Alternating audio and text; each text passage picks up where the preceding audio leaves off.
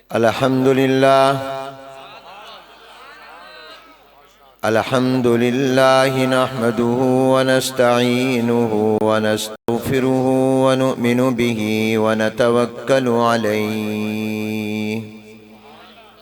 لا إله إلا الله وحده لا شريك له،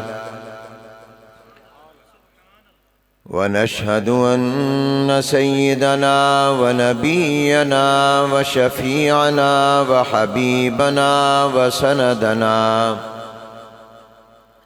وسندنا وقائدنا وإمامنا محمدًا عبده ورسوله،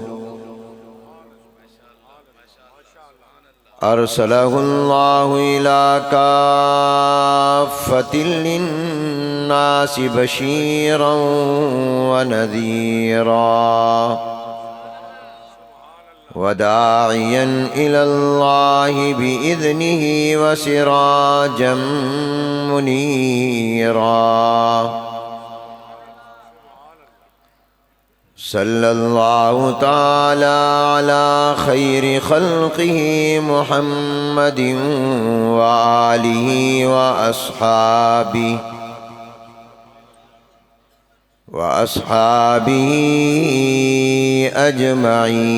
أجمعين. أما بعد، فأعوذ بالله من الشيطان الرجيم. بسم الله الرحمن الرحيم. إن الدين عند الله الإسلام. وقال الله تبارك وتعالى: ومن يبتغ غير الإسلام دينا فلن يقبل منه وهو في الآخرة من الخاسرين.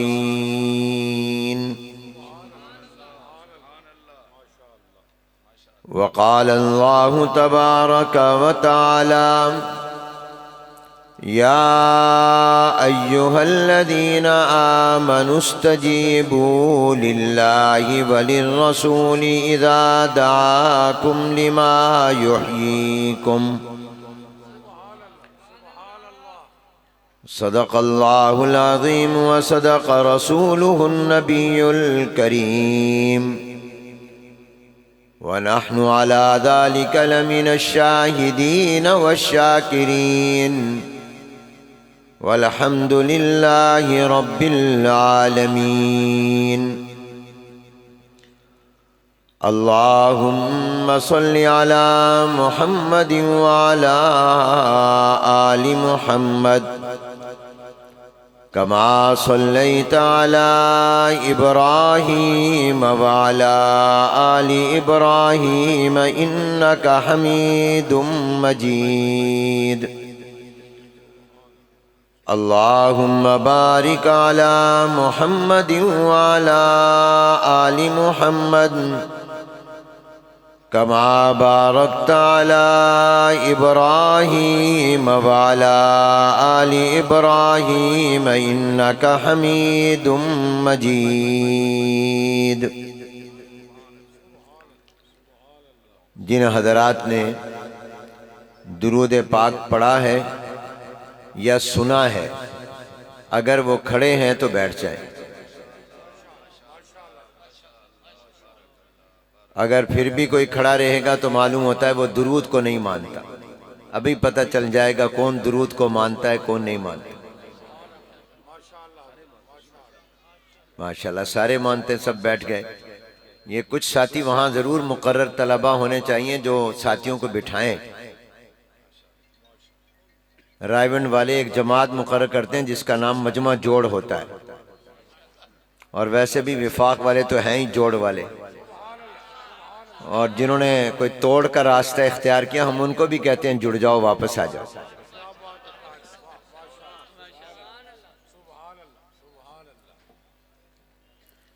قابل صد احترام حضرات علماء کرام، ارباب مدارس دینیہ، شیوخ حدیث، اساتذہ کرام،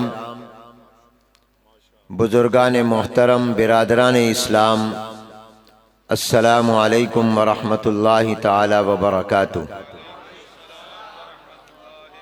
آج بتاریخ 2 رجب المرجب سن 1446 ہجری مطابق 3 جنوری سن 2025 برو جمعۃ المبارک بعد نماز عشاء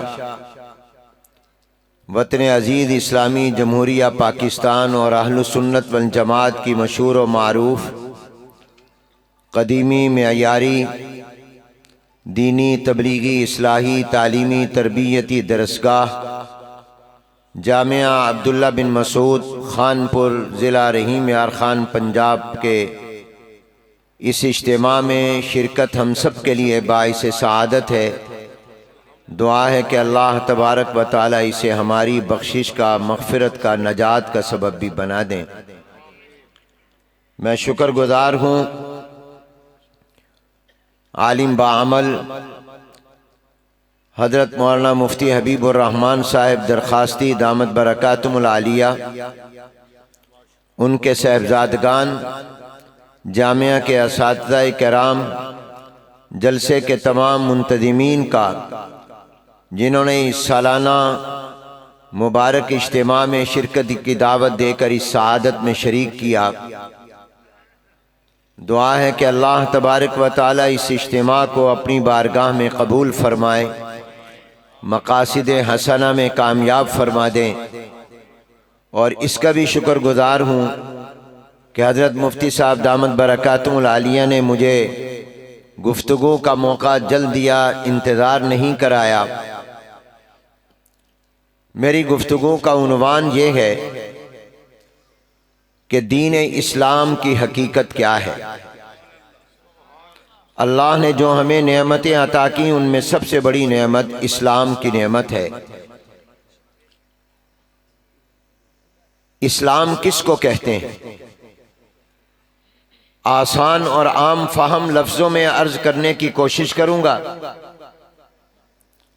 اور آپ توجہ سے انشاءاللہ ان گزارشات کو سنیں گے۔ دعا ہے اللہ حق کہنے، حق بیان کرنے، حق سننے سمجھنے اور پھر عمل کرنے کی توفیق عطا فرمائے۔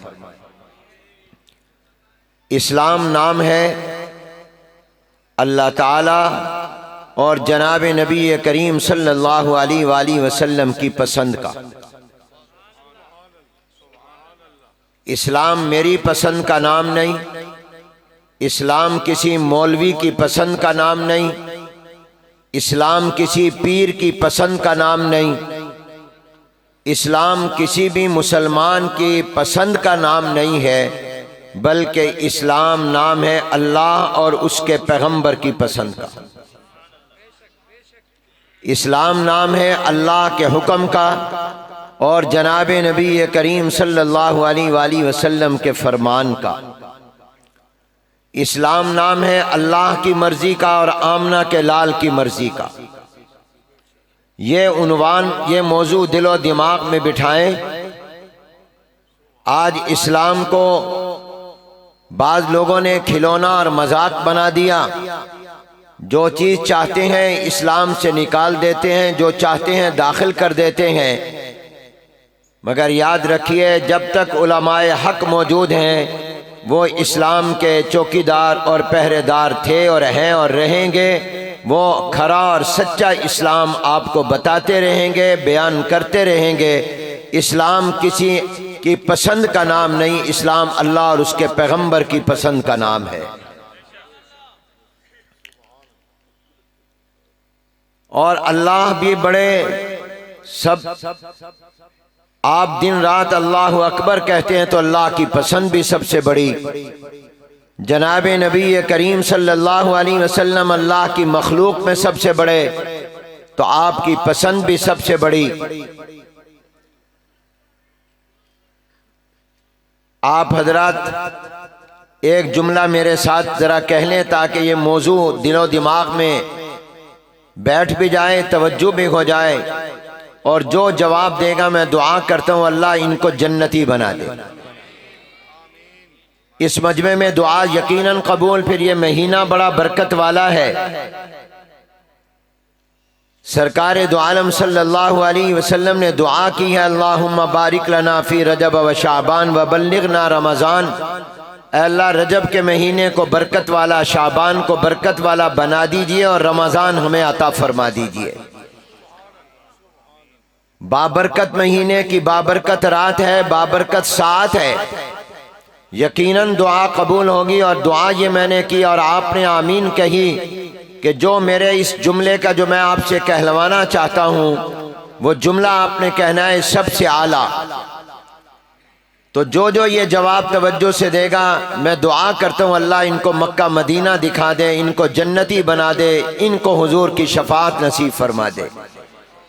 آپ کہیے میرے ساتھ، حضور اکرم صلی اللہ علیہ وسلم کی صورت سب سے اعلیٰ، حضور کی سیرت، حضور علیہ السلام کا حسن و جمال، حضور علیہ السلام کا چہرہ انور، حضور علیہ السلام کی مبارک آنکھیں، حضور علیہ السلام کی پیشانی مبارک، حضور علیہ السلام کا سر مبارک، حضور علیہ السلام کے سر مبارک کے بال، حضور اکرم صلی اللہ علیہ وسلم کے بال وفرا لما جمہ، حضور علیہ السلام کی گردن مبارک، حضور علیہ السلام کے رخسار مبارک، حضور علیہ السلام کی پلکیں، حضور علیہ السلام کے ابرو، حضور علیہ السلام کے ہونٹ مبارک، حضور اکرم صلی اللہ علیہ وسلم کے دانت مبارک، جناب نبی کریم صلی اللہ علیہ وسلم کا سینہ مبارک،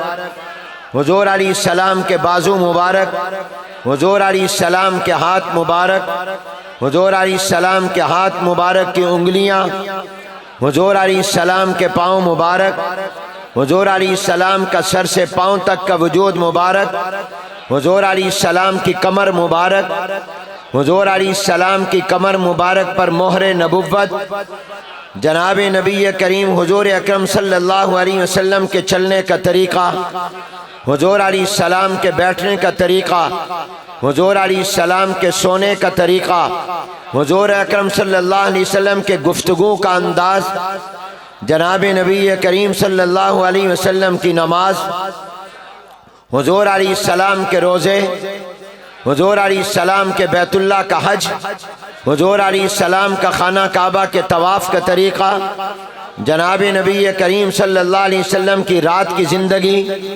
حضور علیہ السلام کی دن کی زندگی، حضور علیہ السلام کی صبح، حضور علیہ السلام کی شام، جناب نبی کریم صلی اللہ علیہ وسلم کے اعلان نبوت سے پہلی 40 سالہ زندگی، اعلان نبوت کے بعد 23 سال کی مبارک زندگی، جناب نبی کریم صلی اللہ علیہ وسلم کی مکہ المکرمہ کی زندگی، حضور علیہ السلام کی مدینہ پاک کی زندگی، حضور علیہ السلام کی ہجرت سے پہلے کی زندگی، حضور علیہ السلام کی ہجرت کے بعد کی زندگی، جناب نبی کریم حضور اکرم صلی اللہ علیہ وسلم کے جہاد کا طریقہ، حضور علیہ السلام کے دعوت و تبلیغ کا طریقہ، حضور علیہ السلام کے پڑھانے کا طریقہ، حضور علیہ السلام کے قرآن کی تلاوت اور قرات کا طریقہ، جناب نبی کریم صلی اللہ علیہ وسلم کی احادیث مبارکہ، جناب نبی کریم صلی اللہ علیہ وسلم پر اترنے والی اللہ کی وحی، جناب نبی کریم صلی اللہ علیہ وسلم پر اترنے والا قرآن کریم، جناب نبی کریم صلی اللہ علیہ وسلم کے صحابہ، حضور علیہ السلام کے اہل بیت، حضور علیہ السلام کی بیٹیاں، حضور اکرم صلی اللہ علیہ وسلم کی بیویاں، امت کی مائیں، جناب نبی کریم صلی اللہ علیہ وسلم کا خاندان، حضور علیہ السلام کے اہل بیت، حضور اکرم صلی اللہ علیہ وسلم کے خاندان کے بڑے اور چھوٹے، جناب نبی کریم صلی اللہ علیہ وسلم کا کردار، حضور علیہ السلام کے اخلاق، حضور علیہ السلام کی گفتار، حضور علیہ السلام کی امت، حضور اکرم صلی اللہ علیہ وسلم کا مدینہ، جناب نبی کریم صلی اللہ علیہ وسلم کی غار حرا کی عبادت، جناب نبی کریم صلی اللہ علیہ وسلم کی ہر ادا، حضور اکرم صلی اللہ علیہ وسلم کا مسکرانا، حضور علیہ السلام کا رونا، حضور اکرم صلی اللہ علیہ وسلم کا ہر فرمان۔ تو جب آپ کا اور میرا ایمان اور عقیدہ ہے کہ حضور علیہ السلام کے ہر بات سب سے اعلیٰ ہے، تو اللہ کے پیغمبر نے جو مجھے اور آپ کو دین عطا کیا ہے، سارے کہو یہ دین بھی تمام دینوں سے، اسلام تمام دینوں سے، اور اسلام کی ہر بات سب سے۔ جب حضور کی ہر بات اعلیٰ ہے تو حضور کی پسند بھی اعلیٰ ہے، جب حضور کی پسند اعلیٰ ہے تو حضور کا جو رب ہے اور میرا اور آپ کا جو رب ہے اس کی پسند بھی سب سے اعلیٰ ہے۔ تو یاد رکھو، اسلام میری اور آپ کی پسند کا نام نہیں ہے، اسلام میرے پیغمبر کی پسند کا نام، میرے رب کی پسند کا نام ہے۔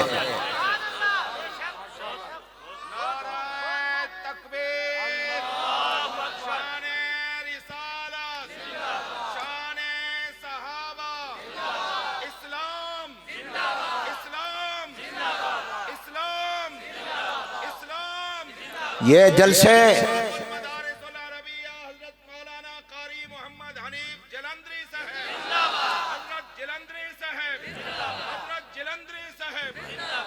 یہ جلسے روایت نہیں ہے، صرف یہ دین سمجھنے اور سمجھانے کے لیے ہے۔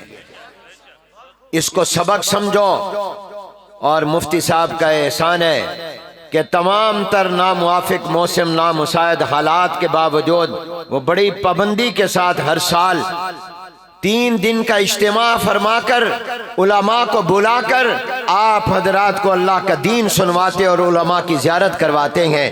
یہ ان کا آپ پر ہم پر احسان ہے۔ تو یہ جلسہ دین سمجھنے کے لیے ہے، لہذا آپ نے دین کو سمجھ کر جانا ہے۔ یہ کانوں کی لذت کے لیے نہیں ہے، یہ کوئی میلہ نہیں ہے، یہ تو اللہ کے دین کو سمجھنے کے لیے ہم جمع ہوئے ہیں۔ اس لیے غور سے سنیے، میں نے آپ سے عرض کیا اسلام کس چیز کا نام ہے؟ اسلام ہماری خواہشات کا نام نہیں ہے، بلکہ اسلام اللہ کے اور پیغمبر کے احکامات کا نام ہے۔ اسلام ہماری خواہشات کا نام نہیں، اللہ اور پیغمبر کے احکامات کا نام ہے۔ ہماری پسند کا نام نہیں، اللہ پیغمبر کی پسند کا نام ہے۔ اب اس کے میں ذرا چند دلائل اور حوالے دیتا ہوں، ذرا توجہ سے سنیے گا۔ سرکار دو عالم صلی اللہ علیہ وسلم نے ایک صحابی کو دیکھا، ان کے ہاتھ میں سونے کی انگوٹھی ہے۔ حضور علیہ السلام نے فرمایا یہ کیا ہے؟ آپ نے پڑھا ہوگا حدیث میں۔ ان کا یا رسول اللہ سونے کی انگوٹھی ہے۔ حضور علیہ السلام نے فرمایا ہاتھ ادھر کرو، ہاتھ آگے کیا۔ آپ نے اس کے ہاتھ سے سونے کی انگوٹھی نکالی، زمین پر پھینکی اور فرمایا میری امت کے عورتوں کے لیے سونا پہننا حلال ہے، مردوں کے لیے حرام ہے۔ مردوں کے لیے حرام، عورتوں کے لیے بعض چیزیں مردوں کے لیے حلال نہیں ہیں، عورتوں کے لیے حلال ہے۔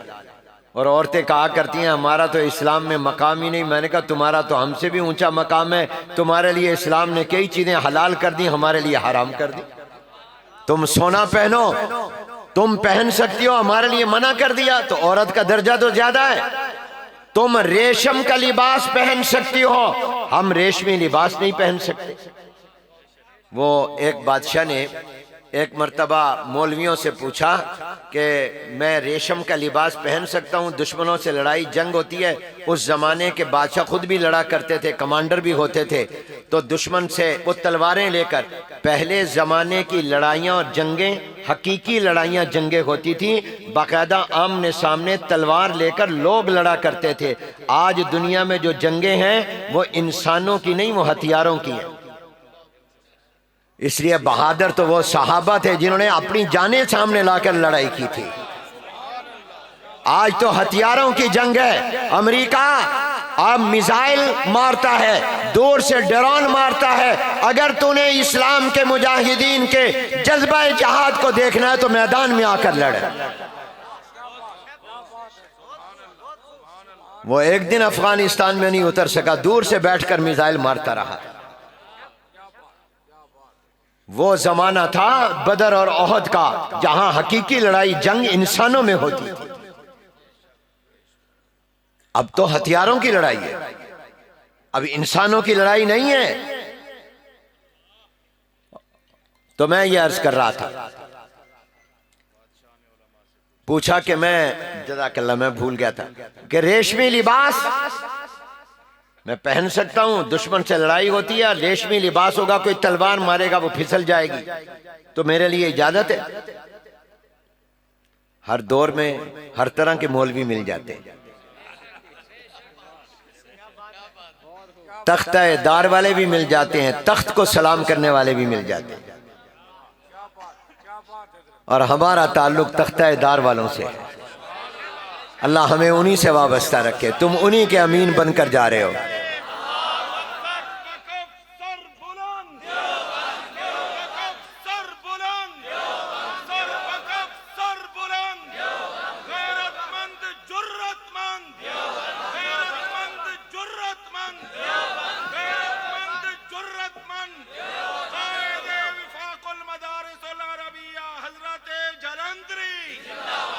تو پوچھا کہ میں تو بادشاہ ہوں، اگرچہ لڑائی تو پھر ہوگی لیکن میں ہر وقت ڈر اور خطرے میں ہوں، کیا میں عام حالات میں بھی ریشمی لباس پہن سکتا ہوں؟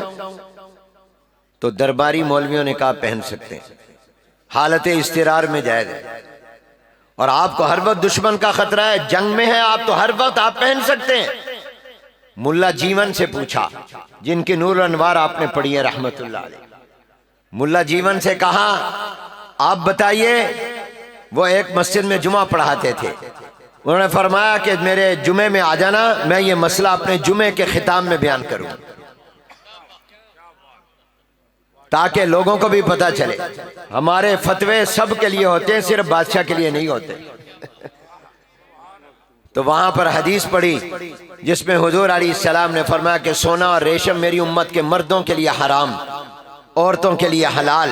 یہ حدیث پڑھنے کے بعد فرمایا، حضور علیہ السلام نے فرمایا کہ سونا بھی گولڈ بھی مردوں کے لیے زیور حرام ہے، عورتوں کے لیے حلال ہے، ریشمی لباس بھی عورتوں کے لیے حلال ہے، مردوں کے لیے حرام ہے۔ میرے نبی نے یہ فیصلہ فرما دیا ہے، اب یہ بادشاہ سوچ لے وہ مرد ہے یا عورت ہے، اگر عورت ہے تو پہن لے، اگر مرد ہے تو اس کے لیے جائز نہیں ہے۔ اب بادشاہ کیسے کہے میں مرد نہیں ہوں، عورت ہوں؟ تو اب بادشاہ خود فیصلہ کرے کہ وہ عورت ہے یا مرد ہے، اگر مرد ہے تو جائز نہیں ہے، اور اگر عورت ہے تو ریشم پہن لے۔ آپ کی پسند ہے میں ریشمی لباس پہنوں، مگر یہ دین نہیں بنے گا، دین وہ جو آمنہ کے لال نے فرمایا۔ صحابی کی پسند ہے میں سونے کی انگوٹھی پہنوں، اب تک پتہ نہیں تھا کہ یہ حرام ہے، حضور علیہ السلام نے فرمایا زبان مبارک سے کہ مردوں کے لیے حرام، اگر کوئی سونے کی انگوٹھی پہن رہا ہے تو وہ سوچ لے وہ سونے کی انگوٹھی نہیں پہن رہا، وہ جہنم کی آگ کے انگارے پہن رہا ہے۔ اور پھر حضور نے زمین پر پھینکا، تشریف لے گئے، ساتھیوں نے مشورہ دیا یہ انگوٹھی اٹھا لے، بیوی کو دے دینا، بیٹی کو دے دینا، اپنی امی جان کو دے دینا، اپنی بہن کو دے دینا، ان کے لیے تو پہننا جائز ہے، تیرے لیے منع ہے، اس کو بازار میں بیچ دینا، اس کے پیسے استعمال میں لے آنا۔ جواب سنیے اس صحابی کا، انہوں نے کہا جس انگوٹھی کو میرے ہاتھ سے نکال کر میرے محبوب پیغمبر نے زمین پر پھینکا ہے، اس کو اٹھا کر پہننے کے لیے کسی کو دینا، اس کو بیچ کر پیسے استعمال میں لانا تو بات کی بات ہے، میں تو اس کو دیکھنے کے لیے بھی تیار نہیں ہوں۔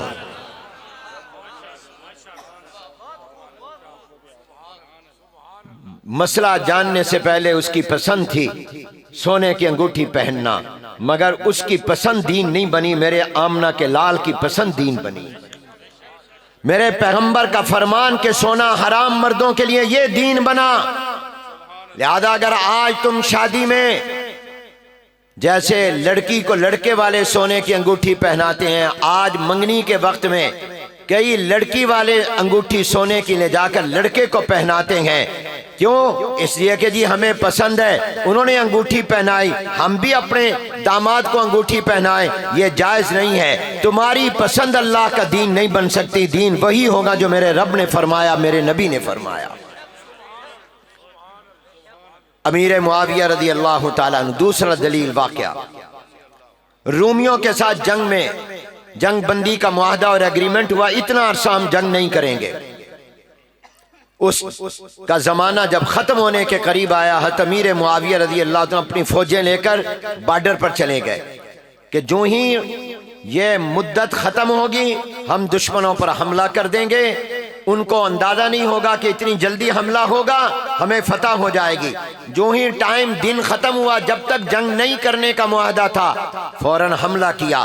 دشمن غافل تھا، علاقے فتح کر لیے اور نشے میں جا رہے ہیں، گھوڑوں پر سوار ہیں کہ اتنے میں کان میں آواز پڑتی ہے، اللہ اکبر اللہ اکبر، وفاء لا غدر وفاء لا غدر، اللہ سب سے بڑا ہے، وعدے پورے کرو، اپنے وعدوں کو توڑے نہیں۔ پیچھے مڑ کر حضرت امیر معاویہ نے دیکھا ایک صحابی ہیں جو یہ کہہ رہے ہیں کہ تم معاہدہ توڑ کیوں رہے ہو؟ پوچھا، ہم نے تو کوئی معاہدہ توڑا نہیں ہے، ہمارا جب ٹائم ختم ہوا پھر ہم نے حملہ کیا۔ کہا تم نے اس زمانے میں جب صلح کا زمانہ تھا، لڑائی کی تیاری کی ہے، جنگ کی تیاری کی ہے، اپنی فوجیں لے کر بارڈر پر آئے ہو، اپنے ملک کے آخری کونے پر آئے ہو، یہ بھی اس معاہدے کی روح کے خلاف ہے، یہ پیغمبر کے فرمان کے خلاف ہے۔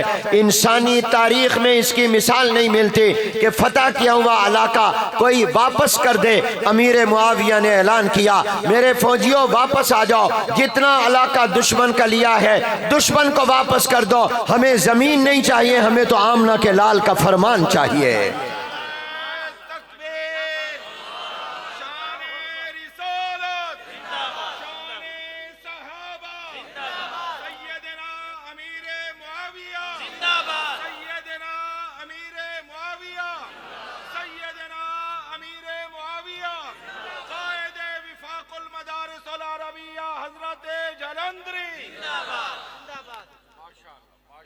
پسند بنی اللہ کے پیغمبر کی پسند دین بنی، فوراً اپنی فوجیں واپس کر لی۔ تاریخ انسانی میں ایسی مثال نہیں ملتی۔ آپ نے بخاری پڑھی ہے، جلد اول پڑھی ہے، جلد اول میں کتاب الوضو امام بخاری نے جس حدیث پر ختم کیا ہے، آپ کے پاس ہے اس وقت جلد اول؟ جلد ثانی ہوگی، ہاں آخری ہلائی ہے نا، پہلی بھول نہ جانا۔ میں نے موبائل میں وہ حدیث آج ہی پڑھ رہا تھا، مطالعہ دوبارہ کر رہا تھا، پڑھاتے ہوئے بھی ذہن میں تھی، اس وقت بھی میں نے سوچا تھا، تو آج میں نے وہ اپنے موبائل میں اس کا فوٹو لیا۔ یہ حدیث ہے کتاب الوضو کی آخری، حضور علیہ السلام نے حضرت برا بن عازب رضی اللہ تعالیٰ عنہ کو فرمایا کہ جب رات کو تو سونے لگے نا اور بستر پر آئے، بیڈ پر آئے، تو پہلے وضو کرنا، ایسے وضو کرنا جیسے نماز کے لیے وضو کرتے ہو۔ آج یہی اگر تم اس جامع عبداللہ بن مسعود کے جلسے سے یہ ایک بات سیکھ جاؤ نا کہ کبھی بغیر وضو کے نہ سوو، با وضو ہو کر سوو، جلسہ کامیاب ہو گیا۔ ایک سنت تمہیں مل گئی، حضور کا فرمان مل گیا۔ آج سے ارادہ کرو جب بھی ہم سوئیں گے تو پہلے وضو کریں گے پھر سوئیں گے، با وضو ہو کر سونا۔ ہاتھ کھڑے کرو، یہ بخاری کی روایت ہے، حضور علیہ السلام نے برا بن عازب رضی اللہ عنہ کو فرمایا جب سونا بستر پر آنا تو بیڈ پر آنے اور بستر پر آنے سے پہلے نماز والا وضو، پورا وضو کرنا۔ اور تحدیث نعمت کے طور پر کہتا ہوں، ریاکاری نہیں، دکھلاوا نہیں، فخر نہیں، تکبر نہیں، اللہ مجھے اس سے بچائے، محفوظ کرے۔ صرف ترغیب کے لیے عرض کرتا ہوں، ایک زمانے سے، سالہ سال سے میرا یہ معمول ہے کہ میں بغیر وضو کے نہیں سوتا ہوں۔ تھکا ہوا ہوں، اب جاؤں گا ملتان، رات کو دیر سے پہنچوں گا، اللہ خیریت سے پہنچا دے، دعا کر دو، موٹر وے کھلا ملے بند نہ ملے۔ پہنچیں گے، جا کے پہلے وضو کروں گا پھر سوؤں گا۔ صرف وضو نہیں کر کے سوتا، 2 رکعت نفل پڑھتا ہوں، 2 رکعت نفل پڑھتا ہوں تہجد کی نیت سے، توبہ اور استغفار کی نیت سے، صلاۃ الحاجت کی نیت سے اور صلاۃ الشکر کی نیت سے. اور میرا رب کرم والا ہے، ایک ہی نیت میں کئی ثواب، کئی نیتیں کر سکتے ہو. وَإِنَّمَا لِامْرِئٍ مَّا نَوَىٰ کا یہ مطلب بھی علماء نے بیان کیا ہے کہ ایک عمل میں کئی نیتیں کر لو، اللہ ہر نیت کا ثواب عطا فرما دے گا. گھر سے نکلے ہو نماز پڑھنے کے لیے، مدرسے میں کمرے سے نکلے ہو نماز پڑھنے کے لیے، تو پھر آپ کے حضور علیہ السلام نے انما الاعمال بالنیات فرما دیا، یا آگے وانما لامرئ ما نویٰ کیوں فرمایا؟ یہ تو تکرار ہے، یہ تو تاکید ہے. نہیں، علماء کہتے ہیں اس میں نیا معنی مراد ہے. نیا معنی یہ ہے کہ نیت کے مطابق اللہ اجر دے گا، نیت میں اخلاص تو ثواب ورنہ نہیں ملے گا. وانما لامرئ ما نویٰ کا مطلب اور ہے، اور وہ مطلب یہ ہے کہ عمل ایک ہوگا، نیتیں کئی کر لو گے، میرا رب ایک عمل کی کئی نیتوں میں ایک عمل کا ثواب نہیں، ہر نیت کا ثواب الگ عطا فرما دیں گے. تم گھر سے نکلے، جامع عبداللہ بن مسعود کے جلسے میں جا رہا ہوں، علماء کی زیارت کے لیے جا رہا ہوں، تقریریں سننے کے لیے جا رہا ہوں، مگر نیت یہ کر لی کہ راستے میں سلام بھی جو ملے گا سلام بھی کروں گا، کوئی سلام مجھے کرے گا اس کا جواب بھی دوں گا، کوئی نابینا نظر آئے گا ہاتھ پکڑ کر سڑک بھی پار کراؤں گا، کوئی راستے میں کیلے کا چھلکا یا اینٹ کا ٹکڑا نظر آیا ہٹا بھی دوں گا تاکہ کسی کو تکلیف نہ پہنچے. جا تو آپ جلسہ سن رہے ہیں، نماز پڑھنے کے لیے مسجد کے لیے نکلے ہیں، مگر نیتیں آپ نے یہ کر لی، غریب مل گیا اس کو صدقہ بھی دوں گا، اس کو خیرات بھی دوں گا، کسی کا سامان اٹھانا مشکل ہوا اس کا سامان اٹھانے میں بھی ہاتھ بٹا دوں گا. ایک عمل ہے کہ جا جلسے کے لیے رہے ہو، جا مسجد میں رہے ہو، نیتیں کئی کر لی ہیں، بھلے تمہیں وہ عمل کرنے کا موقع ملا نہ ملا، میرا رب ان تمام نیتوں کا ثواب تمہیں عطا کر دے گا. یہ مطلب ہے وَإِنَّمَا لِامْرِئٍ مَّا نَوَىٰ کا. یہ معنی انما الاعمال بالنیات میں نہیں نکل رہا تھا، اس لیے میرے نبی نے فرمایا وانما لامرئ ما نویٰ. تو میں یہ عرض کر رہا تھا، بات یہ بیان کر رہا تھا کہ حضور نے فرمایا برا بن عازب کو جب بستر پر آؤ، بیڈ پر آؤ، سونے سے پہلے وضو کر لو. اور الحمدللہ وضو کر کے سوتا ہوں، 2 رکعت نفل پڑھتا ہوں. ذہن میں نے یہ بنا لیا ہے بغیر وضو اور 2 رکعت نفل پڑھے سوں گا مجھے نیند نہیں آئے گی. کئی مرتبہ گھر آتا ہوں تھکا ہوا چکنا چور، میں کہتا ہوں آج ایسے ہی سو جاؤ، وضو کی فرض تھوڑی ہے، نفل ہے، میں لیٹ جاتا ہوں، نیند نہیں آتی. 15 منٹ کے بعد، آدھے گھنٹے کے بعد اپنے آپ کو کہتا ہوں جب تک وضو نہیں کرے گا، نفل نہیں پڑھے گا تجھے نیند نہیں آئے گی. پھر وضو کرتا ہوں، نفل پڑھتا ہوں، پھر نیند آ جاتی ہے. آج سے تم بھی یہ ارادہ کر لو، جب رات کو سوو تو رب سے باتیں کیا کرو، 1 to 1 ہو جایا کرو. موضوع اپنے پر رہوں. حضور علیہ السلام نے فرمایا برا بن عازب رضی اللہ تعالیٰ عنہ جب بستر پر آؤ وضو کرو، پھر دائیں پہلو پر لیٹو، بائیں طرف نہیں، کدھر لیٹو؟ دائیں پہلو پر، دائیں جانب میں لیٹو قبلے کی طرف منہ کر کے. پھر حضور نے فرمایا یہ دعا پڑھو. حضور علیہ السلام نے ان کو دعا سکھائی، اور اس دعا میں یہ الفاظ فرمائے کہ جب تم لیٹو تو پھر یہ کہو اللہم اسلمت وجہی الیک، اے اللہ میں نے اپنا چہرہ آپ کے فرمان کے تابع کر دیا ہے. وفوضت امری الیک، اللہ میں نے اپنے سارے معاملے آپ کے حوالے کر دیے ہیں. والجأت ظہری الیک، اللہ میرا بھروسہ آپ پر ہے اور کسی پر بھروسہ نہیں ہے، میں تمام بھروسے آپ پر کرتا ہوں. رغبتاً و رہبتاً الیک، اللہ آپ کی رحمت کا طلبگار ہوں اور آپ کی غصے اور غضب سے ڈرنے والا ہوں. اور اس کے بعد یہ کہے اللہم آمنت، اے اللہ میں ایمان لایا بکتابک الذی انزلتا، تیری اس کتاب پر جو تو نے اتاری قرآن کریم، وبنبیک الذی ارسلتا، میں تیرے نبی پر ایمان لایا. ذرا توجہ کرنا، جس کو تو نے رسول بنا کر بھیجا ہے، پیغمبر بنا کر بھیجا ہے. اور اس کے بعد فرمایا اگر تو اس رات میں مر گیا تو تیری موت ایمان پر، اسلام پر ہوگی، اور تو گویا دنیا سے جائے گا تو تیرا خاتمہ ایمان پر، کیونکہ تو نے سونے سے پہلے یہ الفاظ کہہ لیے تھے. اب صحابی نے کہا یا رسول اللہ ذرا مجھ سے سن لیجئے جو آپ نے الفاظ فرمائے میں دہراتا ہوں. حضور نے فرمایا دوہرا. جب وہ دہرانے لگا صحابی، بخاری کی روایت ہے، جلد اول کی روایت ہے، تو اس صحابی نے کہا وبی نبیک الذی کی بجائے کہہ دیا وبی رسولک الذی ارسلتا، اے اللہ میں تیرے رسول پر ایمان لایا جس کو تو نے بھیجا.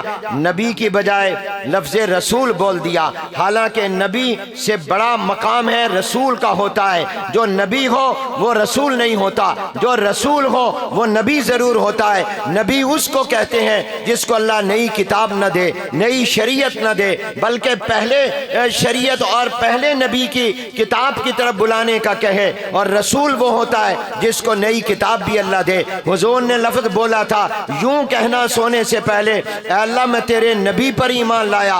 इन्होंने जवाब में कहा, मैं यूं कहूँगा तेरे रसूल पर ईमान लाया। हुजूर ने फरमाया, बात नहीं बनेगी। अगर तू लफ्ज़ रसूल बोल रहा है, नबी और रसूल के मफहूम माना करीब करीब है, लेकिन वही लफ्ज़ बोल जो मैंने तुझे कहे हैं। नबी का लफ्ज़ बोल, रसूल का लफ्ज़ नहीं, इसलिए कि बरकत मेरे लफ्ज़ों में है, तेरे लफ्ज़ों में नहीं है। मेरी ज़बान नबुव्वत वाली है। ये वमा यंतिकु अनिल हवा इन हुवा इल्ला वह्यु यूहा का मिस्ताक है। हुजूर ने फरमाया, नहीं नहीं, वबी रसूली कल्लज़ी अरसलता नहीं कहना, अगरचे माना ठीक है, अगरचे मतलब ठीक है, बल्कि इसका मतलब उससे भी आला है। नहीं, मगर लफ्ज़ वो कहना है जो मैंने कहा है, नबी का लफ्ज़ कह। तुम्हारी पसंदीन नहीं बनेगी, मेरी पसंदीन बनेगी।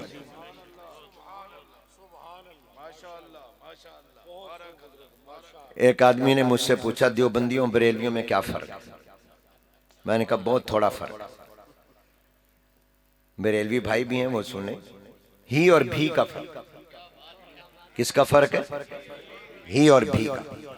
जैसे अभी मैंने कल अलीपुर में कहा कि लोग कहते हैं तुम्हारा मदरसों के हवाले से मौक़िफ़ क्या है, हुकूमत का क्या है, विफाक वाले क्या कहते हैं, हुकूमत क्या कहती है। मुझे मदरसों का मुकदमा लड़ते हुए, अपने इन प्यारों का, अजीज़ों का मुकदमा लड़ते हुए 45 साल हो गए। निसफ सदी होने वाली है। अकाबिर के साए में लड़ा है, अल्लाह कबूल कर ले। तो मुझसे पूछा, हनीफ बता हुकूमतें क्या कहती हैं, इतने साल तुम्हारे हो गए, और वो तुम क्या कहते हो? मैंने कहा दो लफ्ज़ों में बताता हूँ। हुकूमत ये कहती है हमने मदरसे को स्कूल बनाना है, हम कहते हैं हमने स्कूल को मदरसा बनाना है। बस ये थोड़ा सा फर्क है। वो कहते हैं मदरसों को स्कूल बनाना है, हम कहते हैं स्कूल को। वो कहते हैं मदरसे में अंग्रेजी, रियाजी, जोग्राफिया, कुरान नहीं, हदीस नहीं, थोड़ी बहुत। हम कहते हैं नहीं नहीं, यहाँ तो हम पढ़ा ही रहे हैं, हम तुम्हारे स्कूलों में भी कुरान लाएंगे, स्कूलों में भी हदीस चाहते हैं, वहाँ भी शरीयत चाहते हैं, वहाँ भी दीन चाहते हैं। वो मदरसे को स्कूल बनाना चाहते हैं, हम स्कूल को। खानपुर वालों, हमारी बात सही है या गवर्नमेंट की बात सही है? हुकूमत की बोलो, हाथ खड़ा करके जिन्होंने समझा है वो बताओ। हम हुकूमत की बात मान लें या ना माने? हमारा साथ दोगे कि नहीं दोगे? सुनिए, तो मैंने कहा सिर्फ ही और भी का फर्क है। हम कहते हैं अल्लाह का महबूब पैगंबर सल्लल्लाहु अलैहि वसल्लम जो कहें, जो करें, जो पसंद करें वही दीन है, उसके अलावा और कोई दीन नहीं है। वो कहते हैं अल्लाह का नबी जो कहे वो भी दीन है, हम जो कहें वो भी दीन है। बस ये ही और भी का फर्क है, और कोई फर्क नहीं है। हम कहते हैं ये मसनद, अभी आप हजरत का सबक सुनेंगे। हदीस किसको कहते हैं? हदीस मेरे नबी के फरमान को कहते हैं, हदीस मेरे नबी के अमल और फेल को कहते हैं, हदीस मेरे नबी की सिफात और अहवाल को कहते हैं, हदीस मेरे नबी के चुप रहने को कहते हैं, जिसका माना आपने लफ्ज़ पढ़ा तकरीर, हमारे यहाँ तकरीर का माना बोलना है। हदीस की तारीम में तकरीर के लफ्ज़ का माना बोलना नहीं है, बल्कि चुप रहना है। मेरे नबी ने जो ज़बान से कहा वो शरीयत बन जाता है, वो दीन बन जाता है, वो हदीस बन जाता है, वो हुज्जत बन जाता है, वो दलील बन जाता है। मेरा पैगंबर जो करे वो शरीयत बन जाता है। मेरे नबी के ज़ाती अहवाल और सिफात भी हदीस बन जाते हैं। मगर मेरे नबी के सामने कोई बात हो, कोई काम करे और मेरा पैगंबर चुप रहे, किसी का चुप रहना शरीयत नहीं बनता। खानपुर वालों सुनो, किसी मौलवी का चुप रहना दीन नहीं है, किसी पीर का चुप रहना दीन नहीं है, किसी आलिम का चुप रहना दीन नहीं है, किसी मुहद्दिस मुफस्सिर का चुप रह जाना दीन नहीं है। हो सकता है वो डर की वजह से चुप हो गया हो, शरीयत के खिलाफ काम देखकर किसी लालच की वजह से चुप हो गया हो, लेकिन अल्लाह का पैगंबर जब उसके सामने कोई बात कहे या काम करे और वो चुप रह जाए, वो मुमकिन नहीं है कि शरीयत के खिलाफ बात हो, वो चुप रह जाए। वो जब चुप रहता है तो वो भी दीन बन जाता है, शरीयत बन जाता है, वो भी हदीस बन जाता है। اس لیے خضر علیہ السلام کی باتوں پر موسیٰ باوجود وعدہ کرنے کے چپ نہیں رہ سکے۔ حضرت موسیٰ علیہ السلام ہر دفعہ بولے۔ وقت مختصر ہے تو میں یہ عرض کر رہا تھا کہ ہی اور بھی ہے، یہ منصب اور مقام آمنہ کے لال کا ہے کہ وہ جو کہے، جو کرے، جو پسند کرے وہ دین بن جاتا ہے، اور کسی کا کہا اور کیا اور پسند کیا ہوا دین نہیں بن سکتا۔ اہل سنت والجماعت علماء دیوبند کا عقیدہ یاد رکھو، ان کا مسلک یہ ہے کہ ہماری پسند اللہ کا دین نہیں ہے، دین وہ ہے جو آمنہ کے لال نے پسند کیا اور رب نے پسند کیا ہے، یہ منصب انہی کا ہے۔ ذرا دو چار اور مثالیں دیتا ہوں، اللہ آپ کو مکے لے جائے، آمین کہہ دو، جس نے آمین کہی اللہ ان کو لے جا، جلدی لے جا، رمضان کا عمرہ کرا دے، حج کروا دے۔ آپ بیت اللہ کا طواف کتنے چکر کرو گے؟ آپ کہیں گے یہ تو بوڑھے اور کمزور لوگ کریں، میں تو طاقتور ہوں، میں تو بیت اللہ کے طواف 7 نہیں 8 9 10 چکر کروں گا۔ بتاؤ یہ طواف عبادت بنے گا؟ کیوں؟ یہ تمہاری پسند ہے، میرے نبی کی پسند نہیں۔ طواف وہ عبادت ہے جو میرے نبی کی پسند کے مطابق ہو۔ آپ صفا مروہ میں دوڑیں گے، بتاؤ صفا سے مروہ 1 چکر، مروہ سے صفا دوسرا چکر، کتنی مرتبہ دوڑو گے؟ 7 مرتبہ۔ لیکن آپ نے کہا میں تو طاقتور ہوں، زیادہ ثواب ملے، میں 7 نہیں دوڑیں لگاؤں گا، میں تو 8 یا 9 لگاؤں گا۔ یہ عبادت بنے گا؟ یہ تمہاری پسند دین نہیں بنے گی، میری محبوب کی پسند دین بنے گی۔ یہ صحیح پر ثواب نہیں ملے گا، اسی دوڑ پر ثواب ملے گا جو میرے پیغمبر کے فرمان کے مطابق ہوگا۔ حج پر گئے، شیطان کو کنکریاں مار رہے ہیں، پتھر مار رہے ہیں، اور کئی جوتے اتار کر مارتے ہیں، داغا دا خار کڑے دا الو دے پٹھے دا، آدم علیہ السلام کو گمراہ کرے دا۔ کئی ایسے الفاظ بولتے ہیں، جب آپ اس کو پتھر ماریں گے کتنے کنکر ماریں گے؟ 7 ماریں گے۔ آپ نے کہا میں دشمن ہوں اس کا زیادہ، میں نے اس کو 8 مارنے ہیں، 9 پتھر مارنے ہیں، یہ عبادت بنیں گے؟ کیوں؟ تمہاری پسند دین نہیں بنے گی، آمنہ کے لال کی پسند دین بنے گی، جو اس نے فرمایا وہ دین بنے گا۔ آپ نے کہا اذان دینی ہے، حضور نے فرمایا ہر اچھا کام بسم اللہ سے شروع کرو، لہذا میں تو اذان سے پہلے کہوں گا بسم اللہ الرحمن الرحیم، اللہ اکبر اللہ اکبر۔ بتاؤ یہ اذان عبادت بنے گی؟ یہ اذان سنت کے مطابق ہوگی؟ اس اذان پر ثواب ملے گا؟ حضور نے یہ اذان سے پہلے بسم اللہ سکھائی تھی؟ کیا بلال حبشی نے اذان کے سے پہلے بسم اللہ پڑھی تھی؟ نہیں، یہ اذان عبادت نہیں بنے گی، کیونکہ یہ تمہاری پسند ہے، میرے نبی کی پسند نہیں ہے۔ اور اگر تم نے اذان کے درمیان میں کوئی جملہ بڑھا دیا، اشہدو ان علی ولی اللہ وصی رسول اللہ، محبت کے نام پر شروع میں بڑھا دیا الصلاۃ والسلام علیکہ، اذان کا حصہ بنا دیا، یاد رکھو یہ اذان عبادت نہیں بنے گی، اس لیے کہ یہ اذان وہ نہیں ہے جو جبرائیل لے کر آئے تھے، یہ وہ اذان نہیں ہے جو عبداللہ بن زید بن عبد ربی نے خواب میں فرشتوں کے سردار سے سنی تھی، یہ اذان وہ نہیں ہے جو حضور کے مؤذن بلال حبشی نے دی تھی، یہ اذان وہ نہیں ہے جو مسجد قباء کے مؤذن سعد القرظ نے دی تھی، یہ اذان وہ نہیں ہے جو حضور کے زمانے میں مسجد نبی کے میناروں سے بلند ہوئی تھی، یہ اذان وہ نہیں ہے جو حضور علیہ السلام کے بعد خلفائے راشدین کے زمانے میں دی گئی تھی، یہ اذان وہ نہیں ہے جو صحابہ کے زمانے میں دی گئی تھی۔ کوئی جھگڑا نہیں ہے، دلیل کی بات ہے، ہم اسی اذان کو مانتے ہیں جو اذان آمنہ کے لال نے بلال کو بتائی، اور بلال نے جو اذان دی جو اللہ نے بھیجی، ہم اسی اذان کو اپنی مسجدوں سے بلند کرتے ہیں۔ نہ شروع میں اضافہ نہ درمیان میں اضافہ۔ آپ نے کہا اذان ختم ہو رہی ہے لا الہ الا اللہ پر، یہ تو آدھا کلمہ ہے، پورا کلمہ نہیں ہے۔ میں تو حضور کا عاشق و دیوانہ ہوں، آج کے بعد سے میں جو اذان دوں گا اپنی جو تکبیر اقامت نماز کے لیے کہوں گا وہ حی علی الصلاۃ حی علی الفلاح، اس کے بعد میں اللہ اکبر لا الہ الا اللہ آدھے کلمے پر ختم نہیں کروں گا، بلکہ میں تو کہوں گا لا الہ الا اللہ محمد الرسول اللہ، اس پر اذان اقامت ختم کروں گا۔ یہ اذان اور اقامت دین بنے گی؟ یہ ثواب بنے گا؟ یہ عبادت بنے گی؟ کیوں نہیں بنے گی؟ کیوں کا جواب بھی دو، جلدی بولو جلدی بولو۔ یہ تو اچھا کلمہ ہے، یہ کوئی غلط تو نہیں ہے، کیوں نہیں بنے گی؟ اس لیے کہ آمنہ کے لال نے اس کے بارے میں نہیں فرمایا۔ دین تیری پسند کا نام نہیں، میری پسند کا نام نہیں، آمنہ کے لال کی پسند کا نام دین ہے صلی اللہ علیہ وسلم۔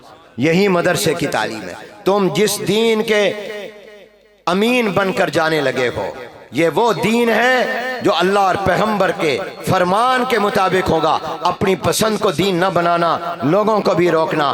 حضرت قائد اہل سنت علامہ عبدالستار تونسوی رحمۃ اللہ علیہ فرمایا کرتے تھے، میں دین کا مسئلہ اس کو مانوں گا جس پر میرے رب کی مہر ہوگی یا آمنہ کے لال کی مہر ہوگی. جس مسئلے پر اللہ کی مہر نہیں، حضور کی مہر نہیں، عبدالستار تونسوی اس کو دین کا مسئلہ نہیں مانے گا. میں نے حکیم اختر صاحب عارف باللہ رحمۃ اللہ علیہ کا جملہ پڑھا، مجھے وجد آ گیا. فرمایا سنت کس کو کہتے ہیں، بدعت کس کو کہتے ہیں؟ فرمایا سنت نام ہے، ذرا توجہ سے سننا، کیا پیاری تعریف کی، آسان. کہا سنت نام ہے حضور سے محبت حضور کی پسند کے مطابق، اور بدعت نام ہے حضور سے محبت اپنی پسند کے مطابق. حضور سے محبت حضور کی پسند کے مطابق سنت ہے، حضور سے محبت اپنی پسند کے مطابق بدعت ہے. تو دین کیا ہے؟ اب رجب میں آپ کنڈے کرتے ہیں، یہ رجب کا مہینہ ہے، کہاں کنڈے ثابت؟ کیا حضور اکرم صلی اللہ علیہ وسلم سے کنڈے ثابت ہیں؟ کسی حدیث سے ثابت ہے؟ کیا حضرات صحابہ خلفائے راشدین سے ثابت ہے؟ جنہوں نے حضور علیہ السلام کو دیکھا، جو حضور کے عاشق اور دیوانے اور محبت کرنے والے، سب سے زیادہ دین کو جاننے سمجھنے ماننے والے عمل کرنے والے، ان کے ہاں نہیں ہے. یہ کنڈے تمہاری پسند ہیں، یہ اللہ کی پسند پیغمبر کی پسند نہیں ہے. ان کنڈوں سے باز آؤ، ان کنڈ یہ گناہ ہیں، یہ بدعت ہیں. لوگوں کو بتاؤ، لوگوں کو روکو. یہ تمہاری پسند دین نہیں بن سکتی. دین وہی بنے گا جو اللہ اور اس کے پیغمبر نے فرمایا. میرے دوستوں اور بھائیوں، میں نے آپ کو ایک مسئلہ سمجھانا تھا کہ دین نام ہے اللہ کی پسند کا اور حضور صلی اللہ علیہ وسلم کی پسند کا، اللہ کی مرضی کا اور حضور کی مرضی کا. میری اور آپ کی پسند آج کیا ہے؟ جس کا دل چاہتا ہے وہ کہتا ہے یہ بھی دین ہے، کہتا ہے یہ دین نہیں ہے. کل ہی میں نے کہا تاجروں کا ایک پروگرام تھا کہ آج لوگ کہتے ہیں یہ جی بینکوں کا جو سود ہے نا یہ حرام نہیں ہے. کیوں؟ حضور کے زمانے میں بینک نہیں تھے. تو میں نے کہا پھر یہ کہو کہ وسکی بھی حلال ہے، حضور کے زمانے میں شراب کی یہ قسم وسکی تو نہیں تھی. حقیقت موجود، حضور نے فرما دیا ہر وہ پینے کی چیز جو نشے والی ہو وہ حرام ہے. اب بعد میں اگر شراب کی شکلیں بدل جائیں، شراب کی صورتیں بدل جائیں، شراب کی انواع بدل جائیں، حکم نہیں بدلے گا. کوئی یہ کہہ دے کہ یہ حضور کے زمانے میں نہیں تھی لہذا حرام نہیں ہے. حقیقت موجود تھی. حقیقت یہ ہے کہ نشہ لانے والی جو چیز ہو وہ حرام ہے، خواہ وہ بیر ہو، خواہ وہ بھنگ ہو، خواہ وہ وسکی ہو، خواہ کوئی اور شراب ہو، وہ حرام ہے. حضور کے زمانے میں بینک نہیں تھے مگر بینکوں کی حقیقت موجود تھے. اس وقت بھی تجارت اور کاروبار کے لیے بھی لوگ قرضہ لیا کرتے تھے. لہذا میرے دوستو بہت سے علماء کے بیان ہونے ہیں. میں نے آپ کو اتنی بات بتائی کہ دین کس کو کہتے ہیں، دین کی حقیقت کیا ہے. آج آپ کو میں نے جو بتایا وہ جو سمجھے آپ ذرا اپنی زبان سے کہہ دو، دین نام ہے. بولو بولو. اے اللہ جو جو جواب دے رہا ہے ان سب کو جنتی بنا دے. دین کس چیز کا نام ہے؟ اللہ اور اس کے پیغمبر کی پسند کا. اب حکومت ہم سے کہتی ہے تم مدرسے میں اللہ پیغمبر کی پسند پڑھانے کی بجائے ہماری پسند پڑھاؤ، جو امریکہ کو پسند ہے وہ پڑھاؤ. ہم کہتے نہیں، ہم اللہ اور پیغمبر کی پسند پڑھائیں گے. اللہ کی پسند وہی دین ہے. تو ہم صحیح ہیں یا غلط ہیں؟ اللہ نے ہمیں ہمارے اکابر کو فتح دی. شیخ الاسلام حضرت مولانا مفتی محمد تقی صاحب دامت برکات اللہ ان کی عمر میں برکت دے.